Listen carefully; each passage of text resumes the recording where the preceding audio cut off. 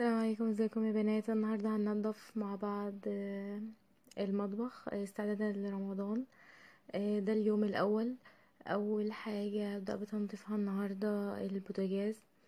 البوتاجاز زي ما انتوا عارفين، يعني دايما ايدي فيه فيش فيه دهون كتير يعني.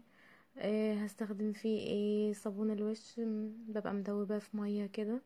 اول حاجه بعملها ان انا بشيل الفتافيت بقى والحاجات اللي هي مكان الطبخ بتاع النهارده، واغسله عادي زي ما بغسله كل يوم. وبعد كده ادخل بقى في التنظيف العميق. كده بغسله بصابون الوش، وبعدين بجيب السلك الخشنة لو في حتت اللي هي حوالين العيون ديت بيكون فيها دهون شوية.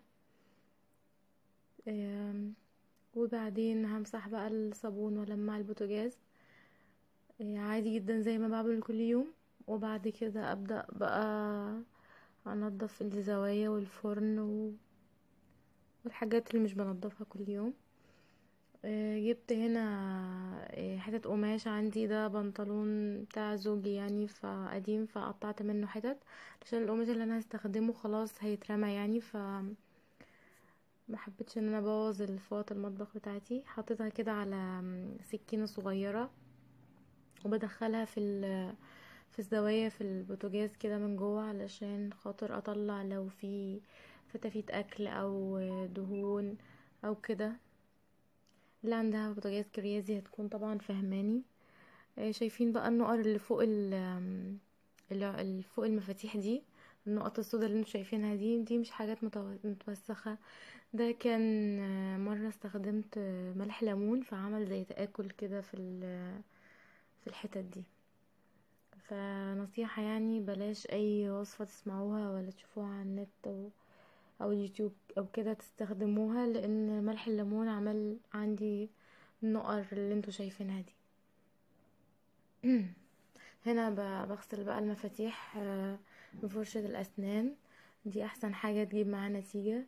وهنا كان مرة البوتاجاز عمل نار من المكان ده، وأنا كنت يا دوبك مثلا كنت لسه متجوزة بقالي 6 شهور فده مش مكان متوسخ يعني، ده مكان هبة النار دي. هنا فتحت الفرن بقى وشلت الحاجات اللي فيه، وهنبدأ بقى ننضف. هنحط كربونات وبعدين عليها خل علشان خاطر هيعملوا فوران كده ويطلعوا اي دهون في الفرن. انا زي ما قلت لكم دايما ايدي في المطبخ، الحاجات مش بتبقى متوسخة قوي يعني.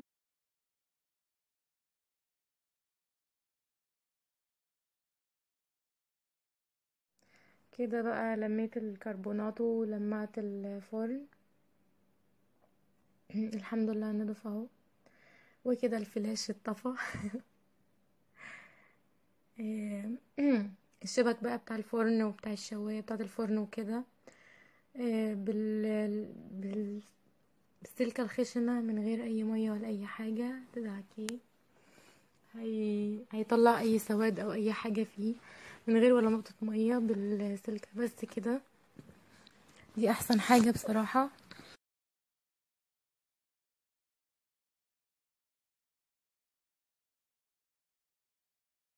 طاجة بدعكها برضو ولو فيها اي دهون بركز عليها بالسلكة الخشنة بتنضف على طول.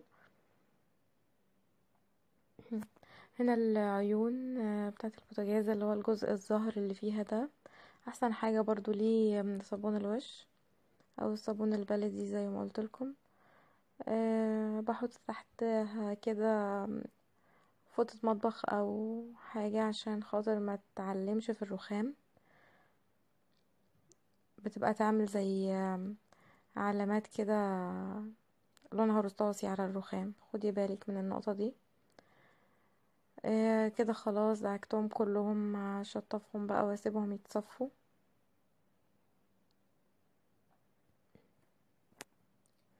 اللي بيسألني اولادك بيكونوا فين؟ اولادي حواليا اهو، لو انا فاتحه الصوت هتسمعوا كلامهم. بتعملي ايه يا ماما؟ بتعملي ايه؟ بتعملي ايه يا ماما؟ بتعملي ايه كده؟ هاتي واحدة يا ماما كده، هاتي حتة يا ماما، حاجات من دي. وعمر غالبا بيكون بيلعب في البرطمانات، بيلعب في بلاستيكات. آه، ممكن عايز يشد الموبايل كده. ايه كده خلاص، انا غسلت الحوامل، انتوا عارفين ان انا بغسلها كل يوم، فهي طبعا مش عليها اي دهون. تربو خلاص، بطلع البرطمانات كده واحطها على صينية وافضي الدرج، بعمله درج درج عشان مقلبش الدنيا حواليا كده. بخاخ فيه خل ومية ونقطة صابون سائل، والبرطمانات مقفولة كويس جدا عشان اللي هيقولولي تطبخي ازاي والحاجات جوه البرطمانات. البرطمان مقفول كويس جدا، وانا متأكدة ان البرطمان مقفول يعني متخافوش. وبعدين ده خل يعني مش حاجة مؤذية. بمسح كده البرطمان واحطه على جنب. والبرطمانات اللي هي فيها ستيكرز دي بفضيها بقى، هفضيها وانقعها شوية في مية سخنة عشان اشيل الستيكر من عليها. البرطمانات دي يا بنات بتاعت العسل، فانا بجمعها كده وعامله لي طقم بهارات الحمد لله حلو يعني. ده الدرج برش عليه كده واسيبه شوية. ادعكه بقى فرشة الاسنان، الاجزاء اللي هي داخله لجوه دي وفيها تفاصيل دي. ادعكه في فرشة الاسنان بتنضف على طول، وبعدين امسحه بالفوطة الميكروفايبر. امسحه مرة واتنين وتلاتة. الخل طبعا بيعقم وبيلمع وكل حاجة.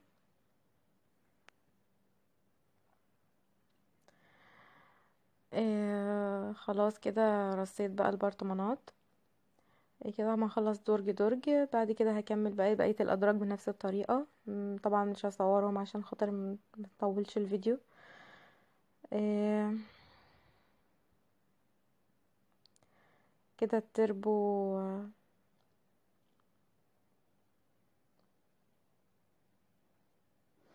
برش عليه اي مذيب دهون، وبعدين اغسله بالليفة كده والصابون السائل. وبعدين بقى مش هحميه بقى ولا ادخله البانيو ولا حاجة. هجيب الفوطة وابدأ الم الصابون كده مرة واتنين وتلاتة لحد ما ينضف خالص معايا، وبعد كده لمعه. هنا طقم البهارات برضو نفس ما عملت زي البرطمانات التانية. الشفاط هفك بقى المسامير وعشان اشيله كله. برش عليه مذيب دهون باور بقى كده كل الاجزاء بتاعته. وهتشوف مع بعض ازاي هنعمله، متخافوش يعني ما بيتحرقش الموتور ولا حاجة. رش كده وبعدين ادعك.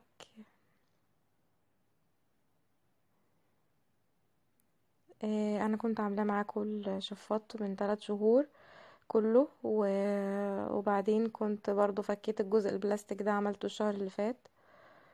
انما الجزء المعدن ما كنتش عملته من بعد ما كنت عملته معاكم. بدعك بقى كده كويس. اللي هي السلك الخشنة بتطلع اي حاجة. وبعدين انا مش بسيبه من السنة للسنة، يعني هو ايه برضو سهل يعني، هين. اما بتكون مش عارفه، في مثل كده بيقول يعني ما بتعملي حاجتك اول باول بتكون هينة عليكي يعني. آه، ده الجزء المعدن برضو هدعكه كده بالسلكة. احاول ان انا يعني اخفف شوية الدهون، وبعد كده اجيب الفوطة. الفوطة دي يعني مبلولة ومعصورة، وبمسح كده بقى اشيل التراب والدهون، واغسل الفوطة واعصرها تاني وامسح تاني واغسلها تاني واعصرها وامسح بيها. انا مش بحط الشفاط تحت المية يعني علشان خاطر الموتور يتحرق ولا حاجة، لا يعني هو مجرد الفوطة المعصورة زي ما انتوا شايفين كده، ومش بتيجي ناحية الموتور خالص.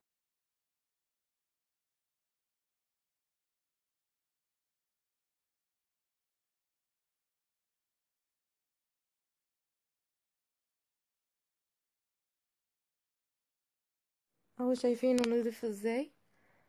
ده الجزء البلاستيك كمان نضيف اهو، المروحة وعلقته اهو ما شاء الله اشتغل، ما اتحرقش ولا حاجة، ما تخافوش.